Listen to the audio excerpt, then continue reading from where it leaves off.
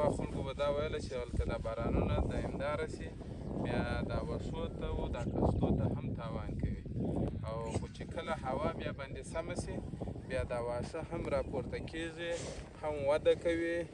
او ډېر خوندور جوړېږي بیا سره نو اوس واقعا هم دا نن هوا باندې ګرمه ده دا واښه څونې ښایسته تازه سوي دي نو الحمدلله بس خدای پاک دې دا د خیر بارانونه کې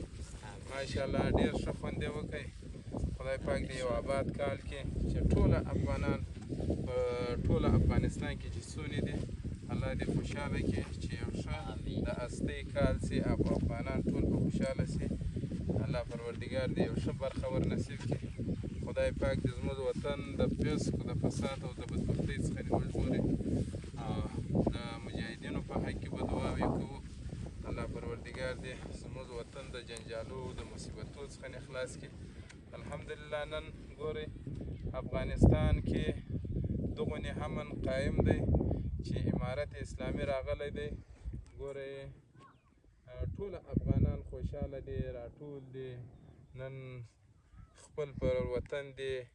یعنی که نورو خارجي هیوادو کې دي انشاءالله هغه به هم راسي خو خپل د وطن امن د امارت اسلامي برکت